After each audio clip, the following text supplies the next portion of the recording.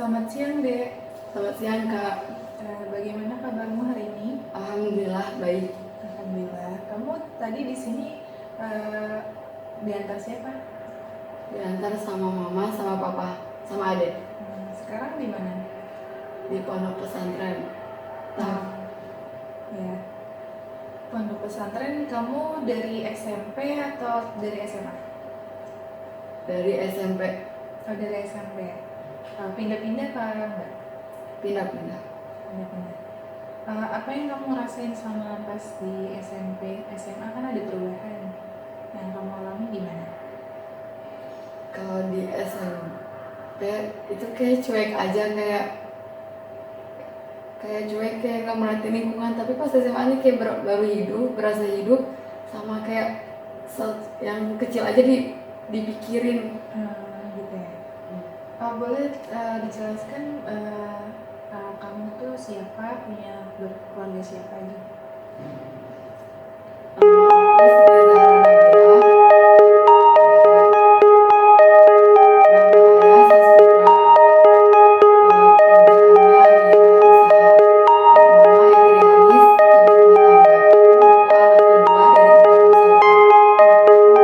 Dari 4 bersaudara.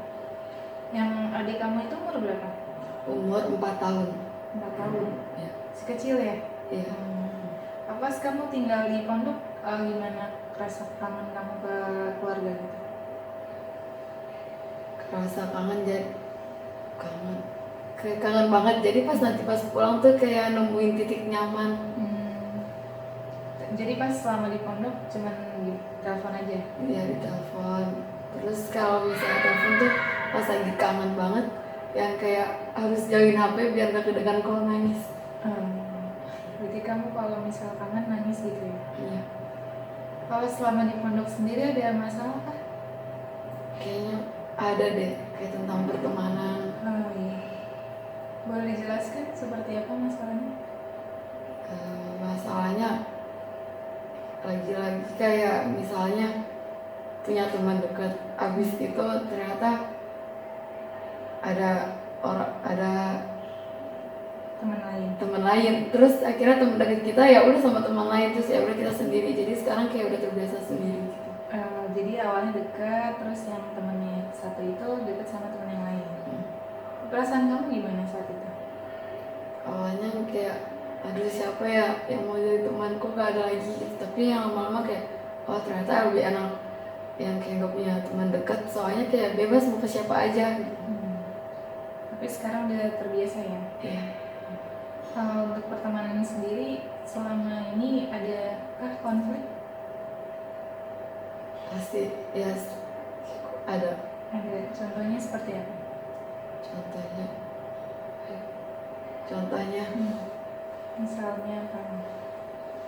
Lebih ke ini aku tuh ini kalau misalnya ada suatu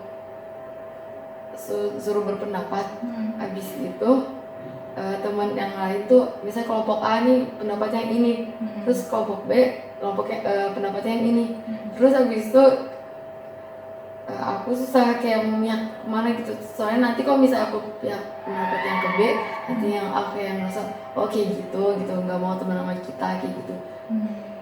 Jadi takut kayak gitu. Jadi lebih baik kamu menghindari konflik itu ya? Iya, jadi kalau misalnya ditanya lebih ke terserah, ikut aja. Jadinya kamu ngikut. Tapi teman yang kelompok ini yang satu berarti lebih dominan? Iya, dia yang kayak suaranya tuh harus didengar. Jadi kamu ngalah gitu? Selama kamu ngalah itu kamu ada beban nggak? Beban awalnya yang kayak harus maksa diri untuk menerima, tapi makin lama kayak ya udah terima aja lah. Padahal sebenarnya kamu ada pendapat lain nggak kayak gitu? Iya man, kayak itu lebih bagus, tapi takutnya kayak nanti pas ternyata pendapat kita salah, nanti kita dipojokin, salahin. Lebih baik kamu ikut? Iya. Oke. Kalau dalam ini, selama pertemanan itu kan ada yang namanya kecemburuan ya. Kecemburuan misalnya kamu dekat sama siapa atau kamu berprestasi dalam bidang apa gitu. Ada nggak sih yang teman kamu ini tuh yang merasa harus seperti kamu gitu? kayaknya ada, tapi itu kayak rasanya mau ngasih tahu. Soalnya mama selalu bilang kayak mama nggak butuh ranking, mama nggak butuh kamu harus kayak gimana, mama cuma butuh kamu tuh dapat ilmunya, terus kamu bisa ngamalin, terus kamu bisa ngajarin ke semuanya kayak gitu. Jadi kata mama dikit tapi itu berguna, jadi yang kayak bukan tentang kuantitas tapi tentang kualitasnya. Baik banget ya. Jadi emang saran dari ibu kamu tuh luar biasa ya. Jadi kamu pakai pas selama di pondok ini. Ya. Cuman dalam diri kamu tuh emang kamu itu berkompetisi dalam mengejar prestasi, atau emang selagi kamu bisa ya tetap jalan biasa aja gitu? Awalnya yang kayak mikirnya berkompetisi gitu kan, sampai kayak pokoknya harus sampai sakit gitu. Tapi mama pas sakit tuh mama yang bilang udah nggak usah dipikirin, udah jalanin aja. Terus kalau misalnya ujian jawab aja yang kayak kamu tahu, kalau misalnya enggak itu ya udah jawab asal gitu. Pikir mama kayak oh ya udah. Ya, oke. Selama di pondok, kalau misalnya kamu ngerasa kayak tadi nggak ada teman, terus teman ngerasa kamu tuh bisa, kamu nggak bisa jadi yang diikutin, terus kamu kalau misalnya ada masalah ceritanya ke siapa? Kayaknya lebih cerita ke, kalau nggak dipendam, kalau nggak kuat banget kayak ceritanya ke buku. Kayak buku yang kayak nggak, dia nggak bakal nyebar ke siapa-siapa. Ya habis itu nanti aku gunting. Tapi pernah menceritakan ke orang tua? Enggak, paling cerita yang tentang lucu, terus kayak hal baik gitu. Kenapa nggak pernah ceritain ke orang tua? Soalnya kayak ngerasa kayaknya mama papa kayak lebih banyak banget bebannya, jadi kayak gak usah ditambahin aja. Berarti kamu emang dari dulu tuh udah mandiri gitu ya? Oke. Buku itu biasanya kamu tulis kah ceritanya itu dari awal sampai akhir, terus abis itu digunting? Nah, guntingannya itu kemana? Buang ke tempat sampah. Oke. Misalnya kamu lagi naruh bukunya sembarangan, tiba-tiba ada teman kamu yang naruh, tiba-tiba teman kamu melihat terus baca, terus cerita itu tersebar ke yang lain, kamu gimana ngejelasin? Dijelasin tentang kenapa curhat ngomong kayak cerita gitu. Iya. Ya itu kayak ya pas bilangnya kayak ya udah cuma buku doang yang bisa aku luapin ke dia, soalnya kalau bisa ke kalian pasti nanti kalian yang ada nyebar kayak sekarang ini aja, cerita di buku aja kalian kepo, kalian sebar. Oke, baik. Jadi kakak di sini mau meluruskan dan ngasih saran ya untuk ke adik, karena hidup di lingkungan pondok itu kan penuh dengan aturan dan teman-teman yang beragam juga, yang mau gak mau kita harus terima. Nah, terus kita jalanin ya, kayak tadi benar kata mama ya, apapun hasilnya itu bukan tentang kuantitas tapi benar kualitas.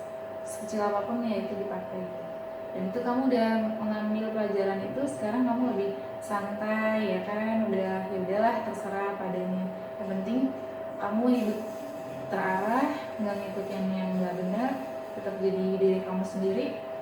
Terus juga itu sebenarnya poin penting sih, nggak semua orang tuh bisa buat nerima pendapat orang lain, apalagi sampai ya udah gitu. Daripada mengambil konflik, lebih baik kan menghindari konflik. Cuman saran kakak, kita selagi bisa itu berpendapat, terus misalnya itu nggak baik, ya udah kita harus berpendapat itu. Kedepannya kakak harap kamu lebih tegas. Apapun yang mereka katakan, kamu udah luapin dulu nih pendapat kamu. Kalau nggak diterima, ya udah belakangan aja. Kalaupun kamu dibicarain di belakang sama temen yang lain, ya udah. Toh juga mereka bukan manusia yang sempurna gitu. Jadi tetap semangat. Sebentar lagi lulus. Jadi tetap gapai cita-cita. Jangan lupain kebaikan yang ada di pondok ini. Dan selalu jaga kesehatan. Intinya kalau di pondok tuh kan banyak kegiatan. Oke, terima kasih ya Dek sudah mau mengisi waktunya, memberikan kesempatan untuk saya mewawancarai kegelisahan adik. Semoga kedepannya kita bisa bertemu lagi. Terima kasih. Terima kasih.